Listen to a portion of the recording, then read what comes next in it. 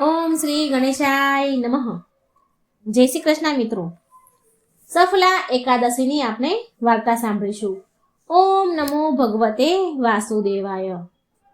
સફલા એકાદશીની વ્રત કથા આપણે સાંભળીશું, જે સ્વયં ભગવાન કૃષ્ણએ રૂક્ષ્મણીજીને સંભળાવી છે.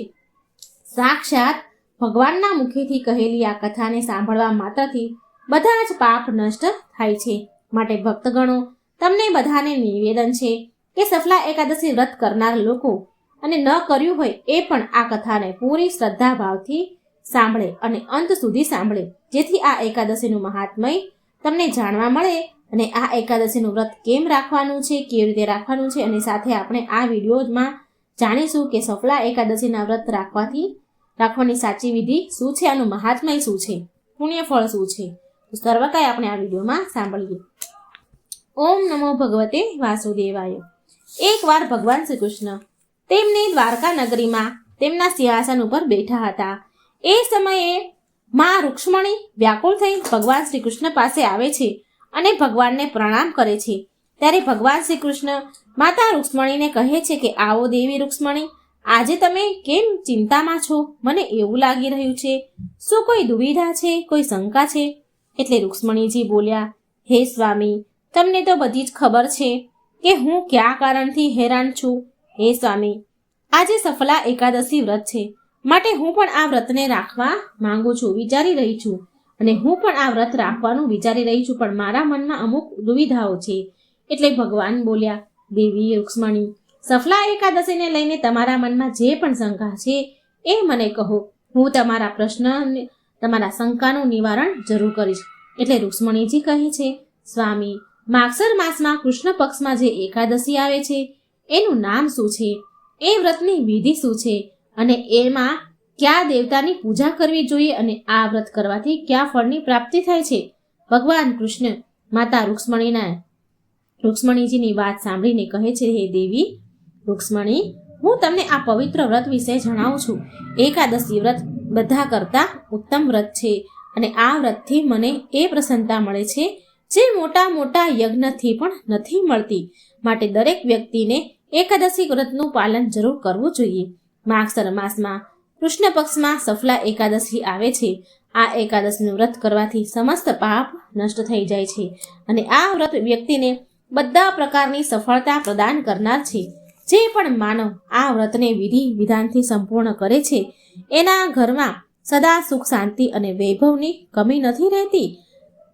માતા લક્ષ્મી સદાય એના ઘરમાં નિવાસ કરે છે. હે દેવી, આ દિવસે ભગવાન નારાયણની પૂજા કરવામાં આવે છે.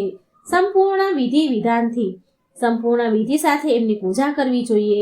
ત્યારે રૂક્ષ્મણીજી ભગવાન શ્રી કૃષ્ણને કહે છે, હે પ્રભુ, સફલા એકાદશી વ્રતના દિવસે ભગવાન નારાયણની પૂજા કરતી વખતે પૂજાના સ્થાન પર કઈ કઈ પવિત્ર વસ્તુ રાખવી જોઈએ, કઈ સામગ્રીથી પૂજા કરવી જોઈએ, જેનાથી અમારી પૂજા વિધિ વિધાનથી પૂર્વક સંપન્ન થાય? કૃપા કરી મને વિસ્તારથી કહો. ત્યારે ભગવાન શ્રી કૃષ્ણ માતા રૂક્ષ્મણીને કહે છે કે હે દેવી રૂક્ષ્મણી, ધ્યાનથી સાંભળજો. આજ સુધી આ વિષયમાં મેં બીજા કોઈને વાત નથી કરી. હું તમને આની વાત કરું છું. હું તમને ભગવાન નારાયણની પૂજાની સામગ્રી કહું છું. સાંભળો દેવી, પૂજામાં નાળિયેર, સોપારી, લીંબુ, દાડમ, આમળા, લવિંગ, બીલીપત્ર, કેરી જેવા ફળનો ઉપયોગ કરવો જોઈએ. સિઝનના જે ફ્રૂટ હોય, ફળ હોય એ પૂજામાં લેવા જોઈએ. ધૂપ, દીપ અને અન્ય સામગ્રીથી ભગવાનની પૂજા કરવી જોઈએ. આ એકાદશીમાં દીપદાનનું વિશેષ મહત્વ છે. રાતમાં જાગરણ કરવું અને ભજન કીર્તન કરવાનું બહુ મહત્વ છે. આ એકાદશીનું જાગરણ હજારો વર્ષની તપસ્યા કરતાં વધારે ફળદાયી છે. પછી માતા રૂક્ષ્મણી ભગવાન શ્રી કૃષ્ણને કહે છે, હે સ્વામી, જો સફલા એકાદશીની કોઈ વ્રતથી કથા જોડાયેલી હોય તો મને જરૂર કહો, મને સંભળાવો, જેનાથી મારા મનની શંકાઓ, ચિંતાઓ શાંત થઈ જાય, મારું મન શાંત થાય કે કેવી રીતે આ વ્રત તપસ્યા કરતાં પણ વધારે ફળદાયી હોય છે. એટલે ભગવાન શ્રી કૃષ્ણ હસીને બોલ્યા, હે દેવી, હવે હું તમને સફલા એકાદશી વ્રતની કથા કહું છું, તે તમે સાંભળો. પ્રાચીન કાળમાં ચંપાવતી નામની એક પ્રસિદ્ધ નગરી હતી, જ્યાં રાજા સૂર્યપ્રતાપસિંહ રાજ કરતા હતા. રાજા બહુ મહાન હતા. એ ગરીબ અને અમીરમાં કોઈ ભેદભાવ રાખતા ન હતા. રાજા એના સમયના બહુ ન્યાયપ્રિય રાજા હતા. એમને 5 પુત્ર હતા. તેના નામ આ પ્રમાણે છે. સૌથી મોટા પુત્રનું નામ આરણ્ય હતું. એનાથી નાના પુત્રનું નામ વિક્રાંત હતું. ત્રીજા પુત્રનું નામ પ્રભાકર હતું. ચોથા પુત્રનું નામ સત્યવ્રત હતું. પાંચમા પુત્રનું નામ હરિકેશ હતું. એમાંથી સૌથી મોટો પુત્ર ખરાબ કામમાં લુપ્ત રહેતો હતો. એ પારકી સ્ત્રી પાછળ ભાગતો, વેશ્યાને સાથે રહે અને તેના પિતાના ધનને પાતકર્મમાં ખર્ચ કરે. એ બ્રાહ્મણો, દેવતાઓ અને વૈષ્ણવોની નિંદા કરતો હતો અને તેને કોઈ સારા ધાર્મિક કાર્યમાં રુચિ પણ હતી નહીં. એ ભગવાનને પણ અપશબ્દ બોલી જતો હતો. રાજા સૂર્યપ્રતાપસિંહ તેના દીકરાને બહુ સમજાવે છે, બહુ સમજાવ્યો પણ તે માન્યો નહીં. એના એવા દુષ્ટ કર્મોથી દુઃખી થઈને રાજાએ આરણ્યને ઘરેથી બહાર નીકાળી દીધો. આરણ્ય જંગલ તરફ ચાલવા લાગ્યો. જંગલમાં ગયો. એ એક ઘનઘોર જંગલમાં ચાલ્યો ગયો. ત્યાં એણે માંસ અને વૃક્ષોના ફળ ખાઈને તેનું જીવન વ્યાપન શરૂ કર્યું. એ હજી પણ એના પાપ કર્મમાંથી બહાર નહોતો આવ્યો અને ચોરી ડકેતી કરીને નગરના લોકોને હેરાન કરતો હતો. એક દિવસ તે ચોરી કરવા માટે નગરમાં આવ્યો, પણ સિપાહીએ તેને જોઈ ગયા અને પકડી લીધો. જ્યારે તેણે તેની ઓળખાણ આપી કે એ રાજા સૂર્યપ્રતાપસિંહનો પુત્ર છે, તો સિપાહીઓએ તેને છોડી દીધો. ત્યાર પછી એ પાછો જંગલમાં આવી ગયો. જંગલમાં આરણ્યનું રહેવાનું એક બહુ જૂના પીપળાના ઝાડ નીચે હતું. એ ઝાડને ત્યાંના લોકો એક દેવતાના રૂપમાં પૂજતા હતા.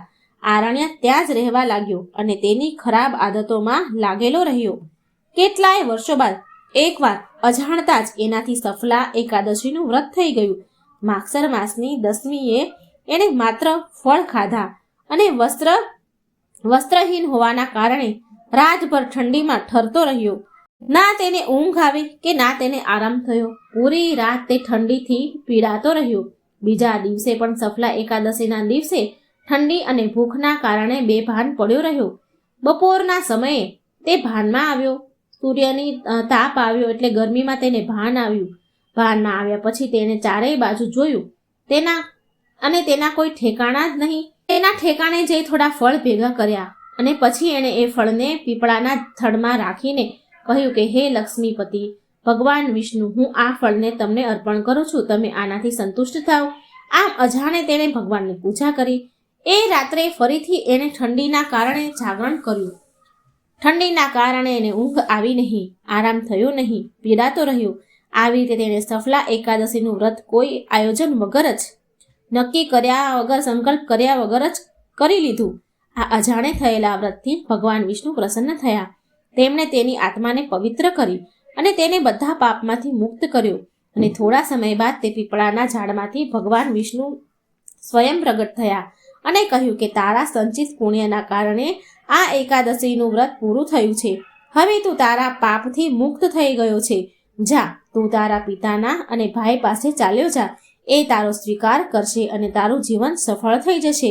ભગવાન વિષ્ણુ આગળ બોલ્યા, હે રાજકુમાર, સફલા એકાદશીના પુણ્યના પ્રભાવથી તને રાજ્ય અને પુત્રની પ્રાપ્તિ થશે. આરણ્ય ભગવાનનો ધન્યવાદ કર્યો અને તેના પિતા સૂર્યપ્રતાપસિંહના ઘરે પાછો ચાલ્યો ગયો. તેના બદલાયેલા સ્વભાવથી રાજા અને તેના ભાઈઓ પ્રસન્ન થયા. આરણ્ય જીવનભર ભગવાન વિષ્ણુની ભક્તિ કરી અને પરોપકારના કામ કર્યા. ભગવાન શ્રી કૃષ્ણ દેવી રૂક્ષ્મણીને કહે છે કે હે દેવી રૂક્ષ્મણી, જે વ્યક્તિ સફલા એકાદશીનું વ્રત કરે છે એ આ સંસારમાં સુખ ભોગવે છે અને મૃત્યુ બાદ મોક્ષને પ્રાપ્ત થાય છે. આ વ્રતને કરનાર વ્યક્તિનું જીવન ધન્ય થઈ જાય છે. આ વ્રતના પુણ્યના પ્રભાવથી બધા પાપ નષ્ટ થઈ જાય છે. આ વ્રતના પાલન કરવાથી એ ફળ મળે છે જે રાજસુ યજ્ઞ કરવાથી પ્રાપ્ત થાય છે. જે લોકો સફલા એકાદશીનું વ્રતનું પાલન કરે છે એ આ સંસારના સૌથી ભાગ્યશાળી વ્યક્તિ છે. આ વ્રત ભગવાન વિષ્ણુની કૃપા અને અંતે મોક્ષને પ્રદાન કરનાર છે. આ કથા સાંભળવાથી, વાંચવાથી કે સંભળાવવાથી પુણ્ય ફળ મળે છે, જીવન સફળ બને છે.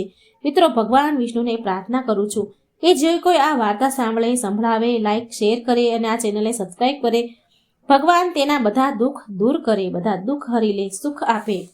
હરે કૃષ્ણ. મિત્રો, જો તમને આ વાર્તા ગમી હોય તો લાઈક કરજો, શેર કરજો અને એકાદશીની વાર્તા જો આપના થકી કોઈ બીજાને સાંભળવા મળે તો આપણને પણ એનું પુણ્યફળ જરૂર મળે. માટે આ વિડીયોને શેર કરવાનું ભૂલશો નહીં. કમેન્ટ બોક્સમાં ભગવાનનું નામ જરૂર લખજો. જય શ્રી કૃષ્ણ. રાધે રાધે. Thank you.